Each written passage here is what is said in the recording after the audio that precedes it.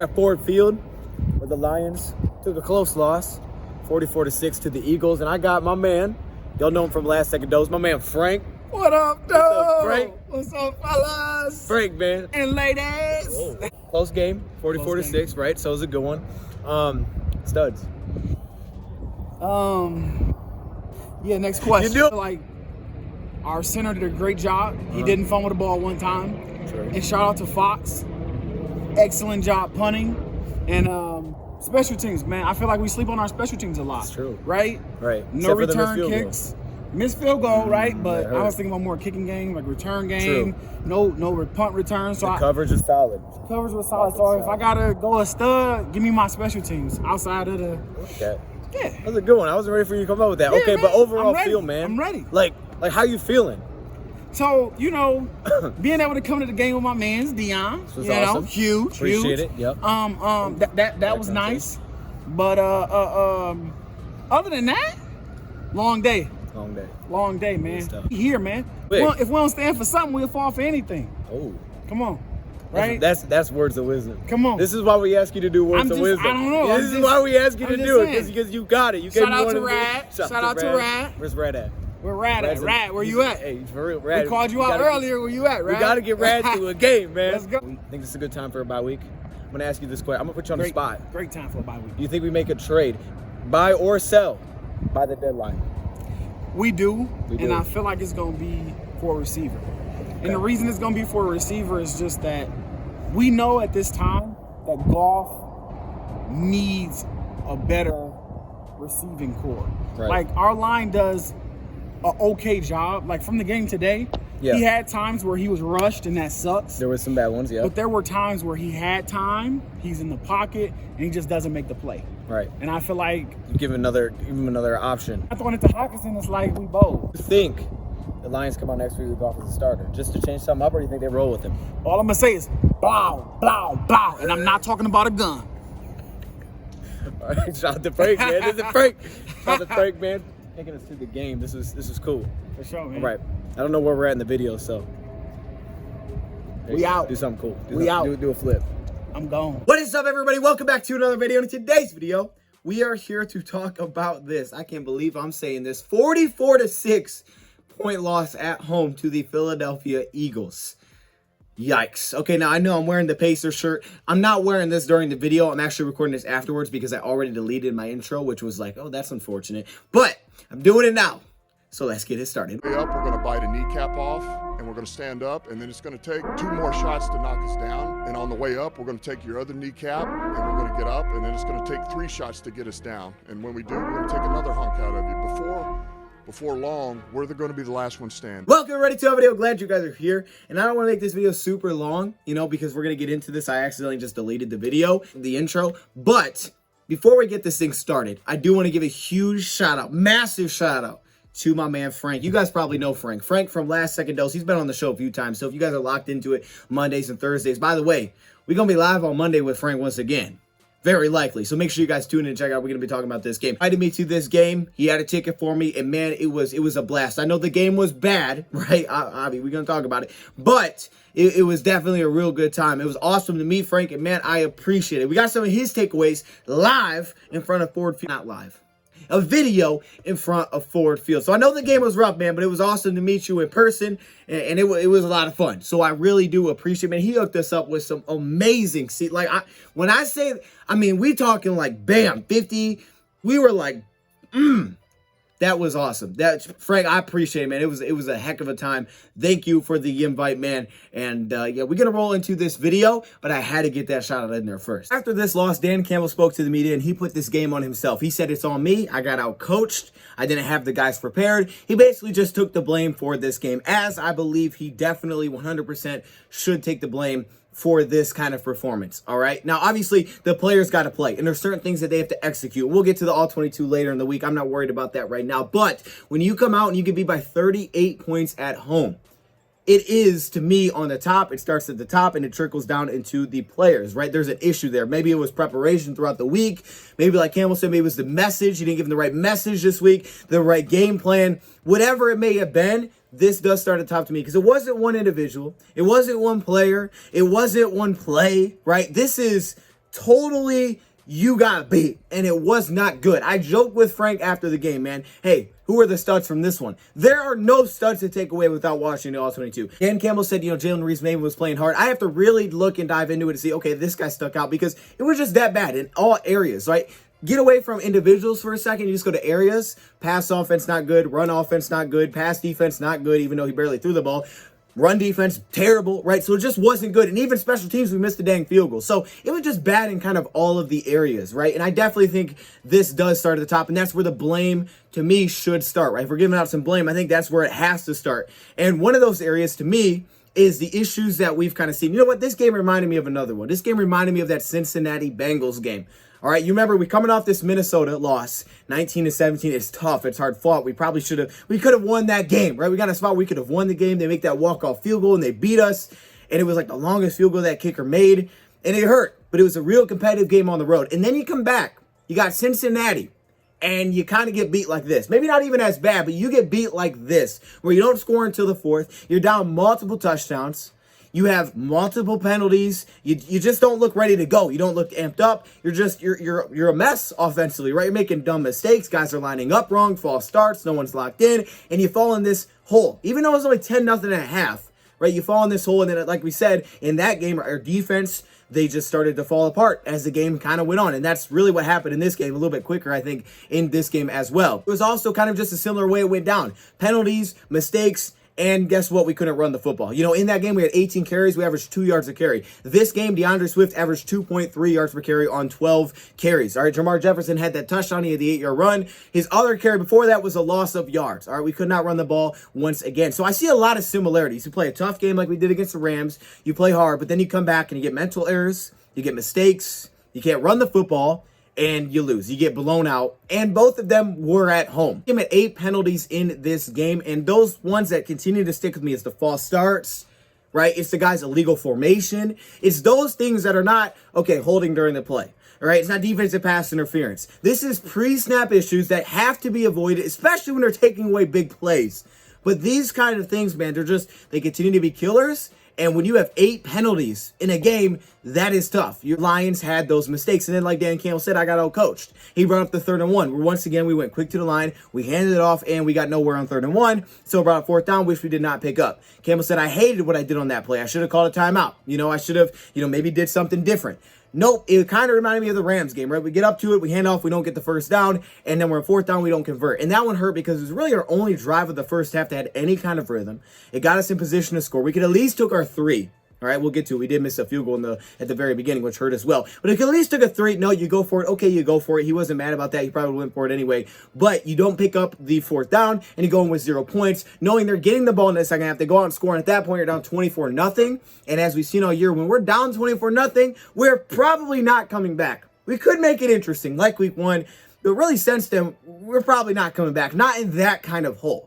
Right, we're not coming back in that kind of hole because even in this first half, it's not like our offense showed us, we're like, hey, we're moving the ball really well. We weren't showing that in the first half like we're against, say, the Bears, right? We weren't moving the ball well. We had one drive before half that really moved the ball, and you had a missed field goal, which is, again, another miscue, right? I mean, you come out, you miss a field goal, they go down, they score a touchdown. So all over the place, yes, I think the blame should start with Dan Campbell. I said this a couple weeks ago. I don't know if I said it on video, but I remember saying it. At least to DoseOfDion, I said it's like, I was like, man, we could have some trouble. If there's teams that can stop our run, if we go out there and a team stops the run, Cincinnati was good against the run, they stopped the run. It was really the first time this year that really someone stopped our run game.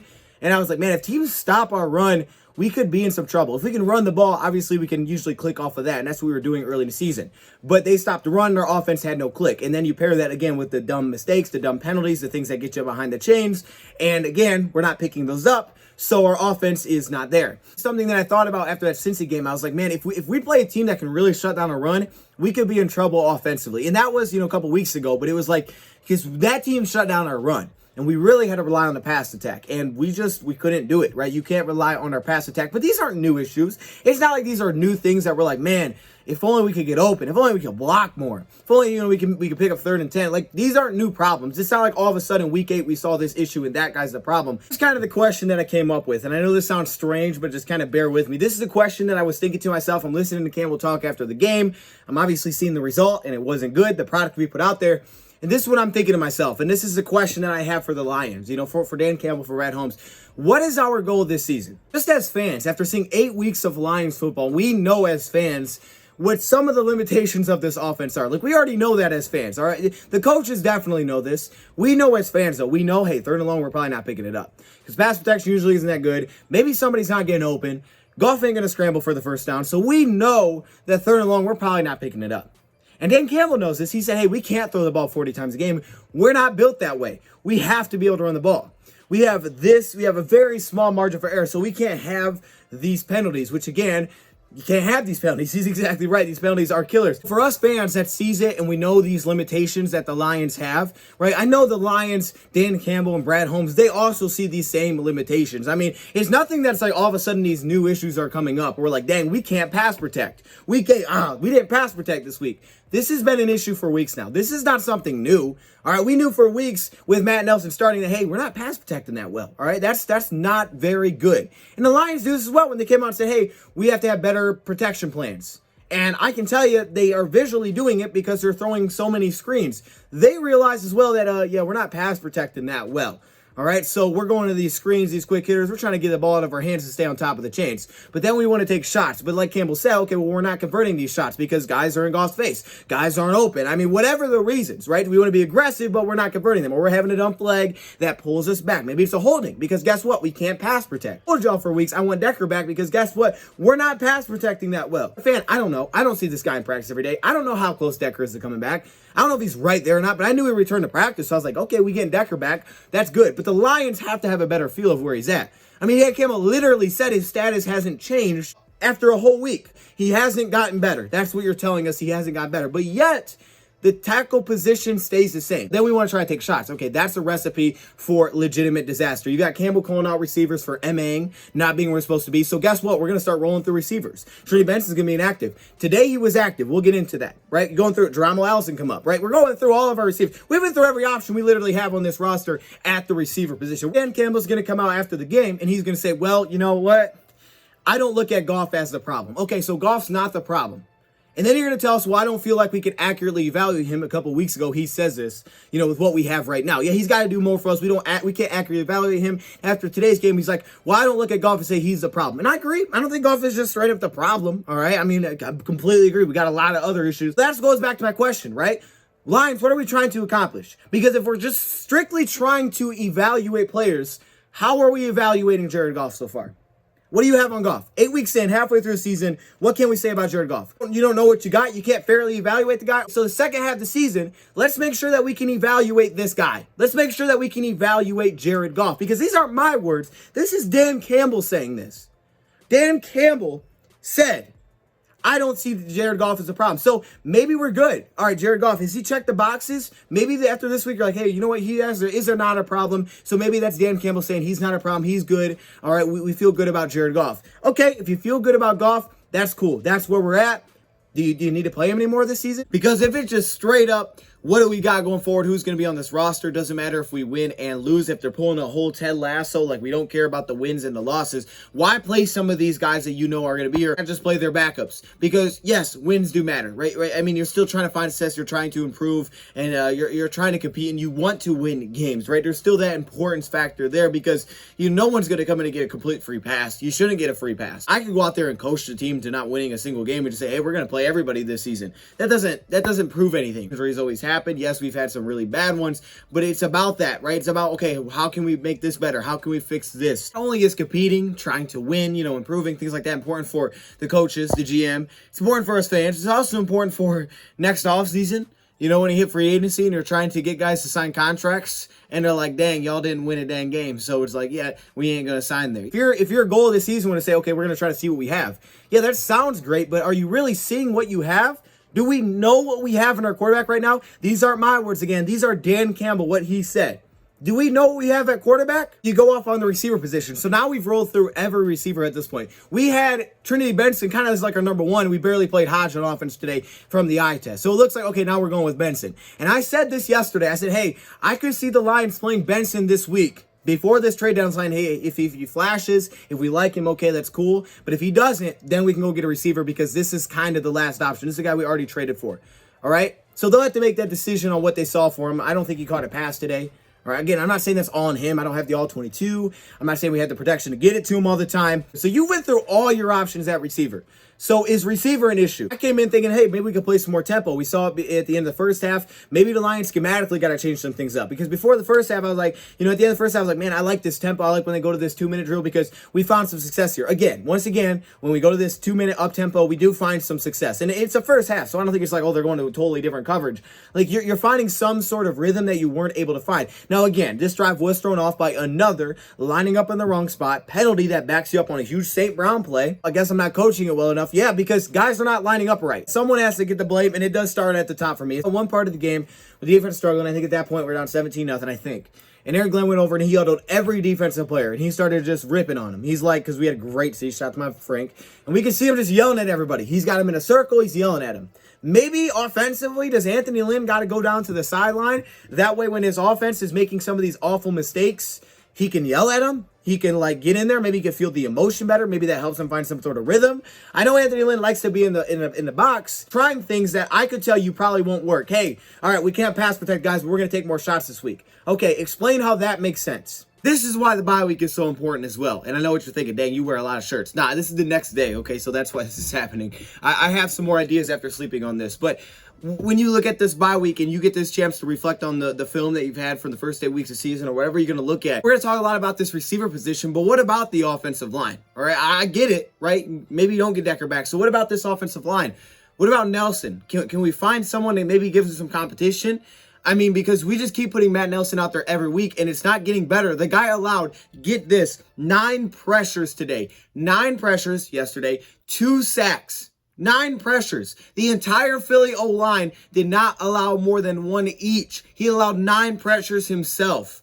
That is not good, all right? You're clearly sending help, and it makes sense because I get it. You want to take shots to try to back up this defense because without seeing the film, I'm pretty sure they were probably loading the box a little bit. All right, because hey, take the shot over top. And we got a couple of them. You saw glimpses, guys were open when we got them, right? We had a couple guys open. St. Brown caught a couple, but then we had a holding that we call back. Guy lines up wrong. We get a flag that moves it back, right? But they're too far in between right now. We're not getting them consistently. So they'll have to dive into film and figure out, okay, what's the issue here? Is Goff not making a pass? Is Goff missing somebody? Is the protection not there? Are guys just not getting open? Are the plays wrong? Is there a different way that we can protect this guy? Can we get more guys in there? But at the same time, I'm looking at guys like Nelson, is there not a free agent available that you can at least sign to try to bring in some competition? Why can't Will Holden maybe get a start? I mean, is there a chance Will Holden can come out of this bye and start a tackle?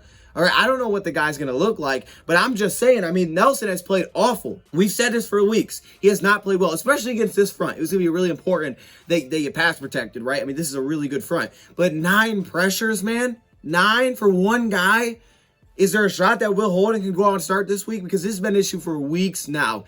Can we go get somebody? This isn't even a trade. Can we sign a free agent? I know there's got to be a free agent out there that at least be competition. Or even if we can't take his job, just bring some competition into that room to be like, hey, your job's not safe. We need you to be better. Because it seems like right now, since Deckers went out, it's kind of like, we can win with Matt Nelson. The Lions literally said that we can win with Matt Nelson. The backup tackle, right? But this is who you kept coming into the season. So what does your depth look like? What happens if next year you have Decker and he gets hurt? Who comes in? Matt Nelson? Are you trusting that? Are you really going to trust that? In a big game, Matt Nelson's got to start tackle. Are you saying, okay, we're good, guys. We got it this week? Now, obviously, you can address it differently this offseason. We'll get a draft pick, something. But, man, if you don't look at these weeks and say, okay, look, man, we gotta figure something out. Maybe give someone else a shot. Try something different schematically. Free agent signing. Somebody on the roster maybe can step up and try this spot. So if you're going to say the receivers maybe aren't getting open, then are we going to address receiver? If you're going to say, well, we're not protecting well, are we going to address that? You have tight ends stepping on offensive linemen, knocking them over, right? That's an issue with the coaching staff as Dan Campbell took it because these are just dumb mental errors. So maybe Anthony Lynn needs to get on the sideline like he was back with LA when he was the head coach. And that way he can just be there to rip on some of these guys. He can get into them. He can feel the emotion of it. And maybe they'll just respond better to that. I know you won't get that great angle that you want, but maybe that just has to be the move. Something to change it up because right now it ain't working. It's a great time for a bye week. The Lions need the bye week, right? You got to figure out, okay, first off, where are we going with our roster? What is our goal? Okay, we're 8 games and we lost every single game. So are we going to, push? Are we going to try to grab some players? And that's not, we're trading because we're trying to make a playoff push. You don't always add players to just simply make a playoff push. right? You get players because you're like, dang, this ain't working. We can't evaluate the guy. Maybe let's try to add some help to that room to see what we got. What is our problem? And if you think this is part of the issue, maybe we'll bring in a piece. You know, we don't have to give up the house to bring up a piece, but a guy that could possibly help us for the future if it works out. Something to help us in an area that we think is the issue and see what happens. And if it helps, not fixes the problem because it probably won't, but if it helps, you're like, okay, we're going the right direction. Now this offseason, we can address this spot a little bit more. Okay, we can go get this. We can go get that. But we see that we need a little bit more of this heading into this next season, right? Maybe you do the same thing at O-line, right? You gotta figure out that. Or if you do it and nothing changes, you have the same offense, still got these same issues, right? If you still got these same issues after you make a move, then maybe you can learn from that. Well, okay, maybe either that's not the issue, or this guy's the issue. Maybe Goff is the problem. Speaking, if the Lions went out and traded for a receiver, it's not just a rental depending on who you trade for, right? If the guy's still under contract, there's multiple guys under rookie deals. Talk about Slayton, Isabella. We're still under contract, or you could always just resign him. But if you got a guy like that, he doesn't only just help you for this year. He could help you for the future because right now at the receiver position, how many guys are the Lions saying, okay, we can bring this guy with us going forward? Cephas, yes. Khalif, yes, and St. Brown. Another guy they want to see that mix because right now when you shuffle through all your receivers, that just tells me, man, they don't know where to go. That's why it comes back to the staff because these flags, those are just mental errors. Guys are not locked in when you have flags like that. I counted like 2 or 3 times defensively, you have 12 guys on defense. So it's not even just offense. 12 guys on the field, 2 or 3 times. Your job is to motivate the guys, and your job is to put them in place to be successful. That's what your job is. So if after the game, maybe schematically things need to change. Maybe you got to find a way to put St. Brown in the right spot like Dan Campbell talked about. Maybe there's certain things offensively. Maybe with your personnel and you can make it work, you just have to do different things. Like personnel-wise, we're fine with the personnel we have to evaluate him. It's just that we have to put him in their spots. Then the blame 100% goes on the coaches because that's your job. Put them in spots to be successful. These mental errors, that starts with you. And I know it's the same guy as Hawk. I mean, like Hawk, why do we keep having false starts? I don't care what the record is right now. Maybe Decker comes back. And maybe Tyrell comes back at some point. Hopefully Decker comes back. And you can do that. You don't need to make personnel changes. Maybe you try to figure out something schematically with a week. And you try to figure out, okay, here's where we got to get better. Here's a place that we can put these guys. And that's an adjustment. I'll give you that. But if you know Decker ain't coming back, if you don't think Tyrell's coming back, and you don't make some major adjustments, my goodness, pretty much every drive in the first half seemed to end in a sack, which tells me that, yeah, we're trying to get the ball downfield. Campbell said we started going double moves early, but there's a guy in his face, so he can't throw it. So it tells me he was trying to push the ball. I gotta look at the all-22. Maybe it's just quick blitz. I know there's one where he got a super quick pressure and it was like no chance. So maybe he's trying to get rid of it and he's just holding it long. He's trying to wait someone open. No one's getting open. Okay, then get new weapons. Do better play design. So those are 2 things. Either Anthony Lynn is not getting people open, or your players aren't getting open. I know we saw a clear drop in the end zone. It was late, but you dropped it. So that was one thing. I don't even remember who it was, but someone dropped a touchdown. Need this bye week, though, to figure it out. Instead of just worrying about their next matchup, they need this week to reflect, to figure out, okay, where are we going with this? Cephas is out. Decker's out. It's not all on them. Like, obviously, the injuries have been killers. This team wasn't in a great spot anyway, right? I'm not just saying, well, it's all their fault. There's certain things, but at the same time, you do want to see improvement. You want to see that, okay, we're trying to grow, and we're saying, okay, we could try this. Maybe this is part of the issue. Maybe this isn't the issue, and you can learn it and go from there. I thought the Lions did a fine job this offseason trying to build it. A lot of the injuries have really hurt, trying to build around them, but I think a lot of the injuries really hurt. They tried to build the O-line. They tried to get the run game really popping. So I get what they were trying to do. It's just the injuries that you have. And again, you probably won't be able to fix all these problems with one trade here or one addition here, right? But at the same time, you can at least say, okay, this is kind of the problem, but we know what we're doing. I think this is just going to be a big learning week for them. Just a lot to learn from this. And, obviously when they go watch L22, like he said, Jalen, there's guys you got to find who are playing, through to the end of this game. What guys are giving it 100%. Anyway, that'll be a big week for that. Dan Campbell, he took blame for what happened on the 3rd down. Run that they had that did not pick up the first down running it with Swift. He took blame for that. And, maybe Campbell needs to be like, hey, okay. And knowing Campbell and just the way that he kind of gives off himself, I believe he will. Like, man, I gotta be better here. Maybe someone's got to remind me, hey, relax, because you get so caught up in it being a former player that you kind of flow with emotion. It's like, hold up, take a second. This is not the best play for the situation. All right, let's cool this off for a second. Maybe that's what he needs. But I think it's learning. It's learning as coaches. And it's also learning as players as well. And you got to learn what players they're going forward with. I get it. We got a lot of young guys. So there's a lot of things that they have to learn. But when it's inconsistent, when you come out flat, when you come out anemic, as Dan Campbell called it after a game like last week, you can't help but point up to that group first. You have to. I'm really talking about this defense until I can watch it back. Defensively, man, we got gashed in this game. They just ran the ball all over us. I think they had like 46 rushing attempts for like 230 yards. It's crazy the numbers they're putting up on the ground. And look, Jalen Hurts completed 9 passes in this game, and they scored 44 points. And I understand he came out at the end, but he only completed 9 passes and all over us. And I would say they were a bad rushing team coming into this. They didn't have a lot of yards, but they didn't have many attempts either because usually they were playing from behind. This game, that was not the issue, right? So part of that is on the offense. Like, hey, can we score? Can we put some pressure back on them? No. But at the same time, yeah, our defense was bad. I mean, we got gashed, man. I mean, there was that one stop that we had to begin the game. We forced a punt, got a couple of incomplete passes there, get off the field. I think that was maybe sort of the recipe in that game. You know, force them to throw the football, but they ran all over us after that. They just started pounding it. Obviously, they didn't have Sanders, but that did not matter, all right, because they just ran like crazy in this game. And also Jalen Hurts. You talk about run lanes for the quarterback. They were definitely there, all right? We couldn't get pressure on this guy. It seemed like our front four was giving us like nothing in this game. Again, I'll have to watch it back. It didn't seem like we were blitzing a ton. I don't even know if we had a spy up for this dude. A couple opportunities maybe for a sack. We had a couple of them, but he was pretty mobile, kind of like Lamar. But we definitely could contain Lamar much better. This game, we did not contain Jalen at all. And when you don't contain a running quarterback, now everything's open to them. We didn't contain Jalen Hurts. We didn't make him beat us. Our pass rushes just did not seem there. It was another good old line that we faced.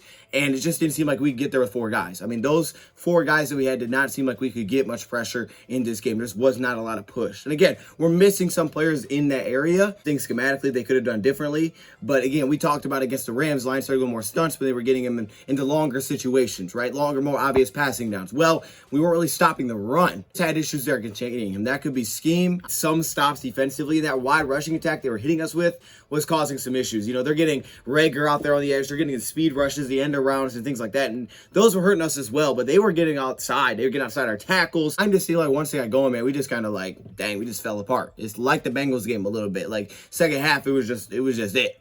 Second half in this one, it was 17-0. They came out scoring and just kept scoring and scoring and scoring. It's like, we can't get off the field. There was one chance on 3rd and long, which I thought was a big one. We had him in our own end zone. And then Jalen Hurts takes off and he gets the first down on like 3rd and 9. It was like, oh my goodness, man. This is the one that we needed to get off the field on. A lot of good to take away from this. So I ain't even going to who played well and who didn't. All right, Fat Fox had some good kicks. I'll give you that. I'll end it with that. Let me know your thoughts in the comments below. Thank you for watching. We'll see you guys tomorrow. We out. Do something cool. We out. Do a flip. I'm gone.